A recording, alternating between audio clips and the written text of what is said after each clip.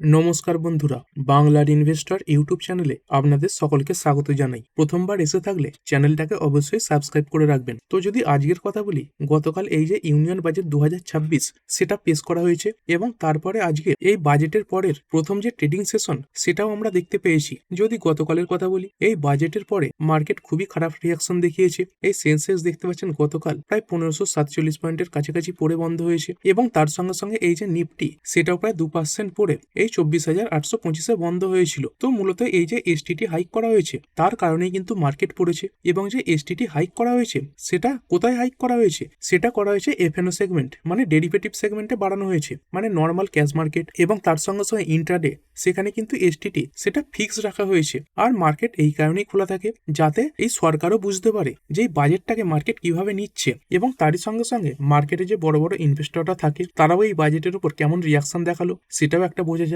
যদি গতকালের কথা বলি, এই যে এফআইআই মানে ফরেন ইনস্টিটিউশনাল ইনভেস্টর মানে এই বিদেশ থেকে যারা ভারতে ইনভেস্ট করে তাদের যে পরিমাণ সেটা খুবই কম ছিল, কারণ রবিবার তারা এমনিতেই কম অ্যাক্টিভ থাকে। তবুও যদি দেখেন এই গতকালেও এফআইআই এই 588 কোটি টাকা শেয়ার বিক্রি করেছিল এবং তারই সঙ্গে সঙ্গে এই ডিআইআই এরাও বিক্রি করে দিয়েছিল 683 কোটি টাকা শেয়ার। আর এই গতকালে এফআইআই এরা কিছু কিনেছিল 598 কোটির কিনেছিল এবং এই 1187 কোটির বিক্রি করেছিল। তো এইখান থেকে মাইনাস করে যে ফিগারটা সেটা দাঁড়াচ্ছে 588 কোটি। তো গতকালে এফআইআই এবং ডিআইআই দুজনের তরফ থেকে কিন্তু সেলিং দেখা গেছে। আর যেহেতু গতকালে এই এফআইআই এদের ভলিউমটা খুবই কম ছিল সেই কারণে অনেকে আজকের দিনটার উপর নজর রেখেছিলেন যে আজকের দিনে এফআইআই দের তরফ থেকে কেমন পারফরমেন্স দেখা যায় এবং আজকের দিনে এফআইআই এবং ডিআইআই এদের যে ডেটা সেটা দেখাও ইন্টারেস্টিং হবে, কারণ এই বাজেটে এই এফআইআই বলুন বা ডিআইআই বলুন এদের উপর যে ট্যাক্স বসে মানে মার্কেটে ইনভেস্ট করার পর যে ট্যাক্স এই এসটিটি বলুন তার সঙ্গে সঙ্গে এলটিসিজি এসটিসিজি সেখানে কোনো প্রকার পরিবর্তন করা হয়নি। এই যে এসটিটি লাগে ডেরিভেটিভ সেগমেন্টে সেটাও বাড়িয়ে দেওয়া হয়েছে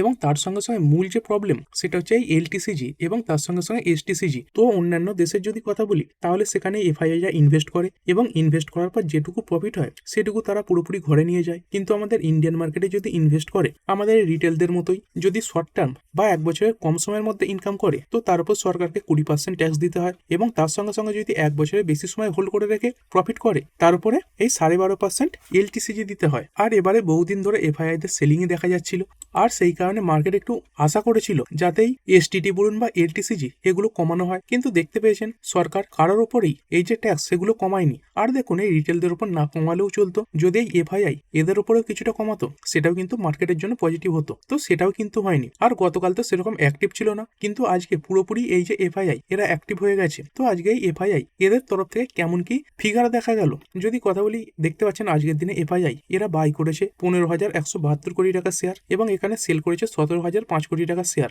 মানে টোটাল সেলিং কত হলো এই 1832 কোটি টাকার। মানে আজকের দিনেও এই এফআইআই এদের তরফ থেকে সেলিং দেখা যাচ্ছে। আর অনেকে এটা ভুল ভাবেন যে এফআইআইরা প্রতিদিনই শুধু বিক্রি করছে। দেখুন এই যে বাইং ফিগার, তো এর মানে কি এই টাকা দিয়ে এই এফআইআইরা নতুন কোনো শেয়ারে কিনছে এবং তার সঙ্গে সঙ্গে পুরনো যে শেয়ার যেগুলো তাদের অ্যাকাউন্টে ছিল সেইগুলো বিক্রি করছে। তো সেটা হচ্ছে এই অ্যামাউন্ট, তার মানে এমনটা নয় যে এফআইআইরা ভারতীয় মার্কেট থেকে পুরোপুরিভাবে বেরিয়ে যাচ্ছে।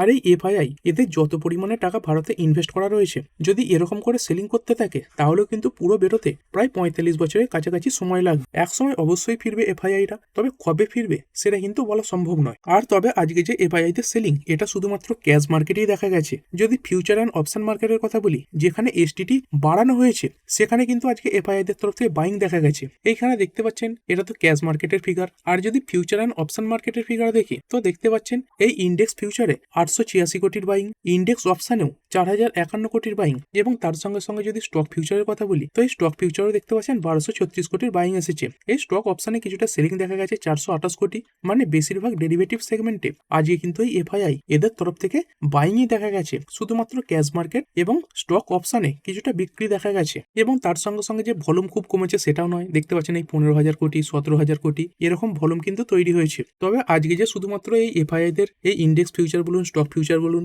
এগুলোতে কেনার জন্য মার্কেট বেড়েছে সেরকমটা নয়, এই মার্কেট বাড়ার পেছনে কিছু কারণও রয়েছে। যদি নিফটিরই কথা বলি, দেখতে পাচ্ছেন এই বাজেটের পরের দিনই প্রথম দিকে কিছুটা ভলিটিলিটি দেখালেও এই 11:30টার পর থেকে যে রিকভারি দেখাতে শুরু করেছে সেখান থেকে কিন্তু একটা শার্প র্যালি এসেছে এবং যদি এই বটম লেভেল থেকে দেখেন তাহলে মোটামুটি এই 1.5%-এর উপরে কিন্তু নিফটি বেড়েছে এবং পয়েন্ট হিসেবে দেখতে পাচ্ছেন প্রায় 400-450 পয়েন্টের কাছাকাছি বাড়া। তো এই বাজেটে গতকাল মার্কেট খারাপ পারফরমেন্স দেখাবার পরেও কিভাবে আজকের দিনে এই মার্কেট এতটা ভালো পারফরমেন্স করে দিল। দেখুন আজকের দিনে এই যে মার্কেট বেড়েছে সেটা শুধুমাত্র শুধুমাত্র ইন্ডিয়ার জন্য নয়, প্রতিটা গ্লোবাল মার্কেটই বেড়েছে। যদি ডাও জোন্স ফিউচারের কথা বলি, দেখতে পাচ্ছেন ডাও জোন্সের ফিউচার এই শুরুতে তো অনেকটা নিচেই ওপেন হয়েছিল, কিন্তু তারপরে আমাদের ইন্ডিয়ান মার্কেট যখন চলছে তখন আস্তে আস্তে টানা রিকভারি দেখাতে শুরু করে। আর শুধুমাত্র এই ডাও জোন্সের ক্ষেত্রেই নয়, যদি এই নাসডাক কম্পোজিটের কথা বলি, এখানেও দেখতে পাচ্ছেন সেম প্যাটার্ন কিন্তু দেখা যাচ্ছে। প্রথমে অনেকটা গ্যাপ ডাউন ওপেন এবং তারপরে আস্তে আস্তে রিকভারি। আর মূলত এই আমেরিকান মার্কেট বলুন, তার সঙ্গে সঙ্গে এই আমেরিকান মার্কেটের ফিউচার্স, এগুলো যেরকম পারফরমেন্স দেখায় তারই প্রতিফলন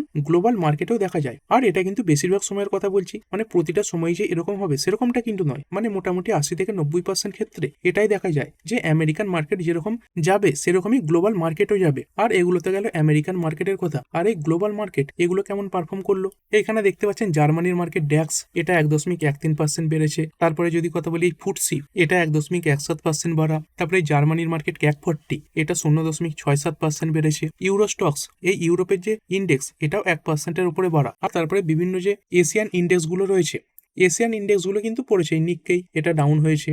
তারপরে সাংহাই, এটা 2.48% পড়েছে। হ্যাংস্যাংও পড়েছে এবং তার সঙ্গে সঙ্গে এই কোসপি এখানে 5%-এর কাছাকাছি ডাউনফল দেখা গেছে।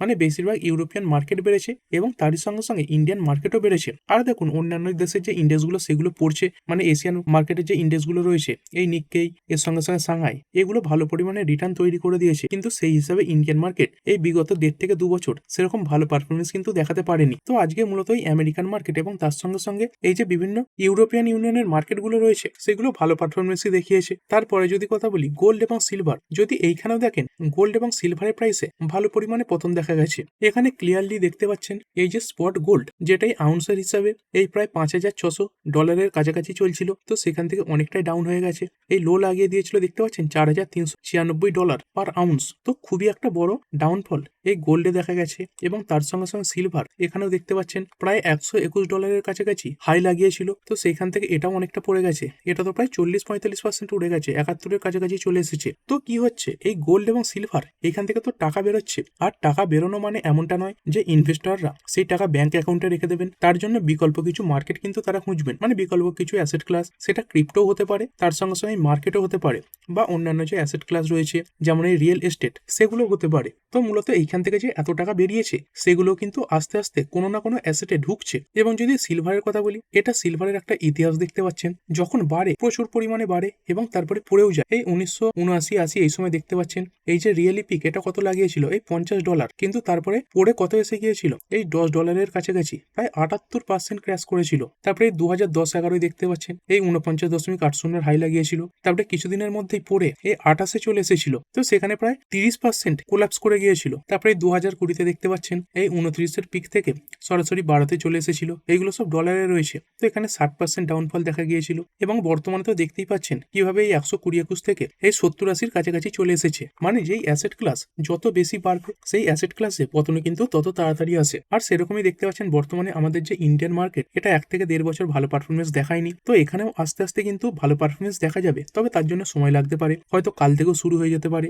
বা 1 বছর পরেও শুরু হয়ে যেতে পারে। মার্কেটের একটা নিয়ম রয়েছে, মোটামুটি 5 বছরে আপনাকে একটা ভালো রিটার্ন তৈরি করে দেবে। তো এরকমটাও হতে পারে যে 3-4 বছর কোনোভাবে বাড়লো না, তারপরে 1 বছরে এই 3-4 বছরের যে বাড়াটা সেটা বেড়ে গেল, এরকমও কিন্তু মার্কেটে হয়। আবার অনেক সময় এরকমটা হয় যে 1 বছরে প্রচুর বেড়ে গেল এবং তারপরে 3 থেকে 4 বছর একই জায়গায় ঘোরাফেরা করছে। তো এখানেও যেমন দেখতে পাচ্ছেন এই সিলভার বলুন গোল্ড বলুন, এগুলোতে যেভাবে র্যালি এসেছে, তো এরকমটা হতে পারে এরপরে যেখানে কনসোলিডেট করবে সেখানে কিন্তু প্রায় 2 থেকে 3 বছর কনসোলিডেটও করতে পারে। তো এরকমই কিছু টাকা অন্যান্য যে অ্যাসেট ক্লাসে থাকছে সেখানে কিন্তু সেই টাকাগুলো প্রায় 1 থেকে 1.5 বছর পরেও থাকতে পারে। এবং তার সঙ্গে সঙ্গে যদি বিটকয়েন এর কথা বলি, তো বিটকয়েনও যদি দেখেন এই 5 দিনে মোটামুটি 11.30% পড়েছে।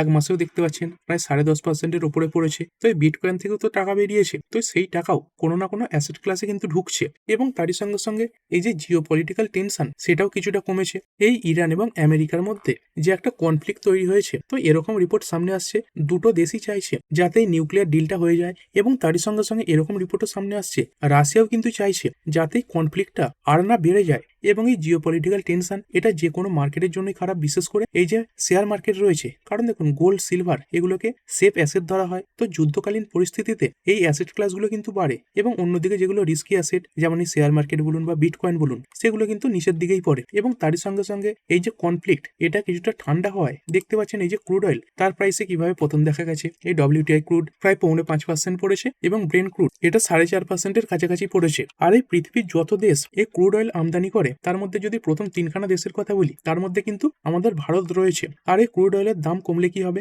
আমাদের যে ক্রুড অয়েলের আমদানি খরচ সেটা অনেকটাই কমবে, যার জন্য যে জিডিপি সেটাও ইমপ্রুভ হবে। তো এই ক্রুড অয়েলের প্রাইস এটাও কিন্তু মার্কেটকে কিছুটা সাপোর্ট দিয়েছে। এবং তারই সঙ্গে সঙ্গে ইন্ডিয়ান রুপি এটাও দেখতে পাচ্ছেন 92-এর কাছাকাছি পৌঁছে গিয়েছিল, সেখান থেকেও আস্তে আস্তে কিছুটা নিচের দিকে নামছে। এবং সামনে আরবিআই এর মনিটারি পলিসিও কিন্তু রয়েছে। তো 6 তারিখে যেটা সামনে আসবে, তো হতে পারে আরবিআই তারা এই ইন্ডিয়ান রুপিকে শক্তিশালী করার জন্য কিছু পদক্ষেপ নেবে। মানে আজকে মার্কেটকে উপরে তোলার পেছনে অনেকগুলো কারণ কিন্তু রয়েছে। এই ইন্ডিয়ান রুপি বলুন, তার সঙ্গে সঙ্গে এই ইরান আমেরিকার কনফ্লিক্ট, তারপরে এই ক্রুড অয়েলের প্রাইস, তারপরে সোনার উপর নিয়মিত পতন, এবং তার সঙ্গে সঙ্গে আমেরিকান মার্কেট এবং এই গ্লোবাল মার্কেটগুলো, তারপরে তো এফআইআইদের এই এফএনও সেগমেন্টে বাইং রয়েছে। আর এইসব কিছুর কারণেই দেখতে পাচ্ছেন মার্কেট বাড়ার সঙ্গে সঙ্গে আজকের দিনে টোটাল ইনভেস্টরদের যে পোর্টফোলিও সেটাই 4 লাখ কোটি বেড়েছে। এবং তার সঙ্গে সঙ্গে সেন্সেক্স এবং নিফটি 50 এগুলোতেও আমরা বড় জাম্প দেখতে পেয়েছি। তো ঠিক আছে বন্ধুরা, আশা করছি ভিডিওটা আপনাদের ভালো লেগেছে। আপনি চাইলে এটাকে লাইক এবং শেয়ার করতে পারেন। আর শেয়ার মার্কেট সংক্রান্ত ডেইলি নিউজ আপডেট পেতে চ্যানেলটা সাবস্ক্রাইব করে রাখবেন, এবং পাশে থাকা বেল আইকনটি টিপে অল অবশ্যই সিলেক্ট করে রাখবেন, যাতে পরবর্তী ভিডিওর নোটিফিকেশন আপনার কাছে সময় মতো পৌঁছে যায়। আর হ্যাঁ, ভিডিওটি শুধুমাত্র ইনফরমেশন এবং এডুকেশনাল পারপাসের জন্য বানানো হয়েছে। আমি সেবি রেজিস্টার্ড নই, তাই কোনো প্রকার শেয়ারে কোনো প্রকার বাই, সেল, হোল্ড বা অ্যাভারেজ করার কোনো সিদ্ধান্ত নেওয়ার আগে আপনার যে ফাইন্যান্সিয়াল অ্যাডভাইজার আছে তার সঙ্গে অবশ্যই আলোচনা করবেন। দেখা হচ্ছে পরের ভিডিওতে। ধন্যবাদ।